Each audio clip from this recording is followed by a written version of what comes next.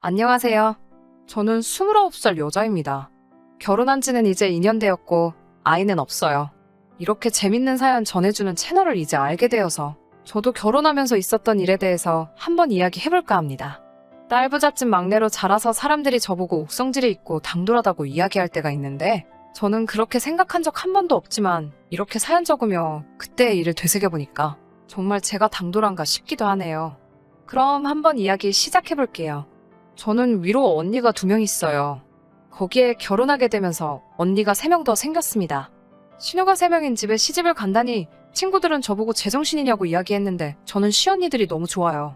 남편도 시언니들 덕분에 만난 거나 다름없고 결혼할 때도 제 편에 서서 많이 도와줬습니다.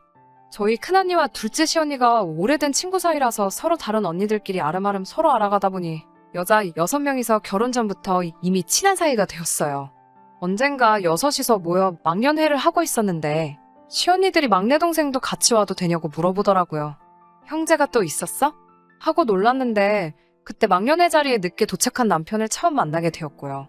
그때 서로 눈이 맞아서 언니들 몰래 만나오다가 정식으로 연인 사이가 되었습니다. 누나셋하고 자라와서 그런가 신랑은 연애하던 시절부터 제 투정도 잘 받아주고 모난 곳 없는 성품이 너무 마음에 들었어요. 그렇게 한 해 두 해 만나다 보니 어느 날 서로 결혼을 약속한 사이가 되었습니다. 처음 우리가 결혼하기로 정했다는 소식은 시언니들에게 먼저 이야기했어요. 축하한다고 하면서도 걱정하는 모습을 보여주더라고요. 어머니가 엄청 유별나신 분이라서 제가 상처받으면 어떡하냐는 듯이 걱정을 먼저 해줬어요. 딸을 3명이나 키우신 분인데 설마 며느리라고 미워하시겠냐고 말했는데 시언니들이 직접 한번 겪어봐야 무슨 말인지 알 거라고 대답해주더라고요. 처음 시어머니를 만나게 된 자리에서 제가 걱정된다고 시언니들 3명이 전부 시간을 비워 자리에 참석해줬어요. 시어머니는 듣던 것보다도 훨씬 더 유별나셨어요. 아들 사랑이 끔찍하시더라고요. 그때까지 몰랐던 사실이었는데 신랑이 집안의 4대 덕자였대요. 정작 시아버지도 아무 말씀 없으신데 시어머니가 대를 잇는 게 가장 중요하다면서 저를 위아래로 훑어보더니 그렇게 말라비틀어져서 아이는 낳을 수 있겠냐고 물어보시더라고요. 결혼하자마자는 아니지만 저도 가정을 이루면 아이 셋 정도는 갖는 게 계획이라고 말씀드렸더니 굉장히 흡족해 하셨어요. 어떻게 서로 알게 되었냐는 질문에 제 위로 언니가 둘 있다고 언니들끼리 친하게 지내다가 저도 친해지게 되었고 그렇게 신랑을 만나게 되었다고 말씀을 드렸어요. 제 위로 언니가 둘이 있다는 말에 다른 남자 형제는 없냐고 물어보시더라고요. 남자 형제는 없고 제가 막내라고 대답해 드렸더니 시어머니가 그때부터 뭔가 불쾌한 듯한 표정을 지으시더라고요. 저보고 결혼하면 아들을 꼭 낳아야 하는데 딸부잣집 출신인 게 마음에 걸린다고 하시더라고요. 괜히 외부인을 잘못 들였다가 대가 끊어지는 거 아니냐면서요. 그게 무슨 뜻이냐고 여쭤봤더니 밭이 구려서 아들이나 낳을 수 있겠냐며 쓴소리를 하셨어요. 그때 조금 기분이 상하더라고요. 요즘 누가 아들, 딸 이런 거 가리는 것도 아니고 밭이 구리다는 말을 용납할 수 없었어요. 딸부잣집이라서 안 좋은 적이 있던 것도 아니고 언니들을 포함한 우리 가족은 정말 화목하기 때문에 우리 가족을 무시하는 듯한 말은 참을 수가 없었거든요. 그래서 그 자리에서 한마디 꺼냈어요. 어머님, 아버님도 가만히 계신데 따지고 보면 어머님도 외부인이시잖아요. 그런데 왜 남의 집 딸을 잇는데 그렇게 급급하세요? 라고 한마디 했어요. 제 말에 시아버님은 깜짝 놀라셨는지 흠칫하시고 물컵에 물만 채워서 계속 들이키시더라고요. 시어머니가 제 말투가 거슬렸다는 듯이 한마디를 하시려고 하는데 제가 곧바로 시어머니 말을 끊어버리고 한마디 했어요. 그리고 밭이 구리다는 말을 하셨는데 신랑도 언니가 셋인데다가 4대 덕자면 유전적으로 씨가 안 좋은 거지 밭이 구린 게 아니지 않나요? 라고 말씀드렸죠. 그 말이 끝나자마자 뻘쭘해서 물 마시고 있던 시아버님이 마시던 물을 뿜어버리셨고 시언니들은 빵 터져가지고 고개를 숙여서 억지로 웃음을 참고 있더라고요. 신랑은 제 돌발 행동에 안절부절 못하고 있더라고요. 시어머니는 말을 잇지 못하셨고 그 이후에는 시아버지 주도로 대화가 오고 갔어요. 시아버지는 굉장히 점잖고 조용하신 분이더라고요. 하지만 그렇게 자리가 끝나게 되고 그러고 나니 제가 한 행동이 생각나서 저도 제가 뭘 한 거지 싶더라니까요. 망했다는 생각에 내색은 안 했지만 걱정이 되었어요. 시어머니가 분명히 저를 되바라진 여자라고 판단하셨을 텐데 그것 때문에 신랑하고 헤어지고 싶지는 않았어요. 신랑도 신우 언니들도 자기들이 어떻게든 잘 도와주겠다고 걱정하지 말라고는 했는데 그래도 괜히 자기 전에 불 끄고 누우면 제가 시어머니한테 했던 말이나 시아버지가 물을 뿜어버린 장면을 생각하면 쪽팔려서 이불킥을 하게 되더라고요. 그렇게 걱정이 이만저만이 아니었는데 의외의 소식을 듣게 되었어요. 시아버지가 저의 그런 모습을 굉장히 좋게 보셨다고 전해 들었습니다. 시어머니는 역시 말대꾸하는 제가 내키지 않으셨던 것 같지만 그래도 시아버지와 시언니들의 응원 속에 결혼은 일사천리로 진행되게 되었어요. 아직 결혼을 앞둔 어느 날 시어머니가 저한테 먼저 연락을 해오셨어요. 전화를 하실 때 말투를 보아 다른 사람들 모르게 저에게 따로 볼 일이 있어 보였어요. 제가 마음에 안 드니 우리 아들과 헤어지거라 이런 말씀을 하실 줄 알았는데 그래도 대를 잇는 것에 대한 엄청난 사명감이라도 있으신지 저보고 병원에 가서 불임 검사를 받아오라고 하시더라고요. 느낌상 저에게 무언가 꼬투리 하나만 잡으신다면 그걸 빌미로 결혼을 깨고 싶은 거라는 느낌이 들었어요. 솔직히 검사 받는 거야 아무것도 아닌데 속은 상하더라고요. 아직 결혼도 안 한 처녀가 혼자서 병원에 가는 것도 그렇고 그런 사실이 왠지 억울해서 신랑한테 말해서 나만 혼자 받으면 억울하니 너도 같이 받으라고 했어요. 같이 병원에 가서 검사를 받았는데 결과를 받은 날에 말도 안 되는 일이 벌어졌습니다. 저는 정상이었는데 신랑한테 문제가 있었어요. 시험관 시술 같은 걸로도 불가능할 정도로 신랑한테는 큰 문제가 있었습니다. 저도 그 사실에 충격을 받았지만 신랑이 오히려 더 충격을 받은 듯 싶었어요. 저한테 제발 엄마한테는 비밀로 해달라고 애걸복걸 하더라고요. 이 사실을 알면 뒷목 잡고 쓰러지실 거라고요. 결혼하고 아이가 생기고 같이 늙어가고 제가 막연히 그려왔던 결혼 생활이 한순간에 무너져버리는 것 같아 저도 큰 충격이었습니다. 그렇게 혼자서 고민도 많이 하고 이런저런 생각을 하다 끝내 저도 큰 결심을 했습니다. 아이가 없으면 뭐 어떻겠냐고 둘이서 행복한 게 제일 아니겠냐고요. 저는 정상 판정을 받았기 때문에 시어머니도 결국 저에 대한 아무런 꼬투리를 잡지 못하시고 결국 시어머니께 남편의 상황을 비밀로 한 채 결혼을 하게 되었어요. 결혼 후 6개월 동안은 별다른 일이 없었어요.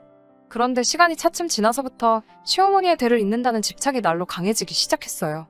어디서 미신을 듣고 오셔가지고는 무슨 아들이 들어서는 달이 따로 있고 딸이 들어서는 달이 따로 있다면서 올해는 제 사주상 3월하고 6월을 제외하면 전부 다 아들이 들어서는 달이라고 하시면서 밤마다 저랑 신랑에게 전화를 하셔서 오늘이 기운이 좋은 날이라는 둥 방해 안 할 테니 어서 하라는 식으로 보채듯이 말씀하시고는 했어요. 진짜로 했는지 확인해야겠다면서 전화기를 끊지도 못하게 하실 때도 있었습니다. 그게 끝이 아니었어요. 그런 식의 기행이 날이 갈수록 심해지셨어요. 어느 날은 집에 오셔서 보자기에 주섬주섬 싸우신 걸 제 앞에 풀더라고요. 그 안에는 제가 무슨 3명은 들어갈 정도로 커다란 고쟁이 반스 같은 게 있었어요. 색깔도 누리끼리하고 역한 냄새도 나는 것 같았습니다. 이게 뭐예요? 어머님 하고 물었더니 자기 아는 분한테 부탁해서 얻어온 거라고. 그분이 아들을 7명을 낳으신 분이라면서 좋은 기운 물려받게 그분이 입던 걸 가져온 거라고 하시더라고요.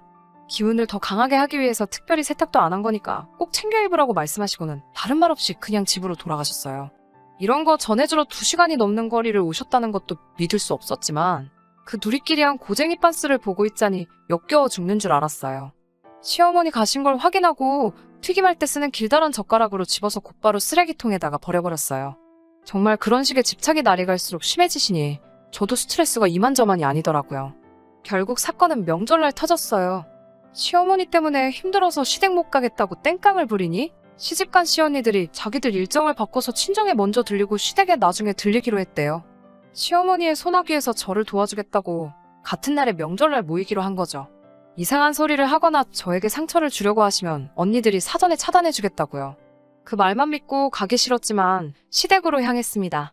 그래도 온 가족이 오랜만에 모인다고 맛있는 것들이 한 상 가득 차려져 있었는데 거기서도 저는 행복할 수 없었어요. 시어머니는 제 상만 따로 챙겨주셨어요. 온통 풀떼기밖에 없더라고요. 행여나 팔을 뻗어 고기 한 점이라도 집어가려고 하면 제 젓가락을 탁 쳐내면서 아들 낳으려면 저는 알칼리성 음식을 먹어야 한다고 앞에 있는 채소나 먹으라고 뭐라 하셨어요. 고기는 산성이라서 남자가 먹어야 하고 저는 푸른 채소들을 먹어야지 아들을 출산할 수 있다고 하시더라고요. 과학적으로 증명되지도 않은 낭설을 가지고 먹는 걸로 그렇게 무안을 주시니 너무 화가 나더라고요. 그 와중에 얼마 전에 딸을 출산한 둘째 시언니에게도 너는 시집가서 남의 집 대를 끊으려고 하는 거냐면서 뭐라고 한마디를 하시는데 제 쪽을 빤히 쳐다보고 하시는 말씀이 꼭 저 들으라고 일부러 하시는 것 같아서 속이 부글부글 끓었어요. 제 성격을 알고 있는 신랑이 저를 보면서 안절부절 못하고 있는데 시어머니가 대뜸 남의 집 대를 걱정할 때가 아니라고 하시면서 이래서 밭이 구린 집 외부인을 들이는 게 아니었다고 신세 한탄을 하시더라고요. 그 말에 폭발해서 들고 일어서려는데 남편이 제 팔목을 붙잡으면서 일어나지 못하게 했어요. 불쌍한 내 신랑을 봐서라도 한번 참아야지 하고 제 앞에 있는 쌈채소 바구니에 담긴 오이고추를 한 입 베어 물었습니다. 그런데 오이고추가 생각보다 너무 매워서 열불이 다 나더라고요. 제가 욱하는 성질을 조절하지 못하는 걸 가지고 손가락질 하실 분들이 있을 수도 있지만 그 순간만큼은 정말 참을 수가 없었어요. 그 자리에서 뿐만 아니라 지난 2년 가까이 제 잘못도 아닌데도 시어머니로부터 받아야 했던 그 스트레스가 그 자리에서 한 번에 폭발하고 만 거예요. 제 앞에 아들 낳으라고 챙겨주신 버섯이며 고추며 초록색 야채들을 남편 머리에 부어버렸어요. 좀 전에 한 입 빼어문 고추도 반으로 갈라서 꼭지를 들고 씨앗을 남편 얼굴에 계속해서 털어버렸어요. 시어머니가 그 장면을 보고 너 지금 우리 집 귀한 아들한테 뭐 하는 짓이냐며 대노하셨고 저도 그 자리에서 우라가 치밀어 올라 신랑을 향해 한마디 했죠. 제철이 다 지난 오이고추도 이렇게 씨가 많은데 우리 집 고추는 왜 이렇게 부실한 거냐면서 소리를 질렀죠. 제가 무슨 말을 하는지 눈치챈 시언니들은 또 빵 터져서 배꼽을 잡고 구르고 있고 시부모님 두 분은 폭주하는 저를 멈추느라 고생하셨어요. 상황이 대충 정리되고 시어머니께는 남편이 문제가 있다는 사실을 전부 말해버렸어요. 뒷목 잡고 쓰러지실 줄 알았는데 의외로 덤덤하신 반응이었습니다. 이 사실을 받아들이지 못하시는 것 같았어요.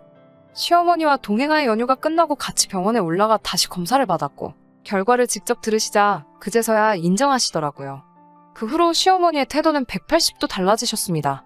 아들 못 낳는 며느리라고 뭐라고 하시던 게 무색하게 그 뒤로부터는 씨 없는 수박이 된 아들을 불쌍해 하시면서도 저보고는 세상에서 제일 이쁜 며느리라고 하시면서 제발 우리 아들 버리지 말고 오래 함께 살라고 하시더라고요.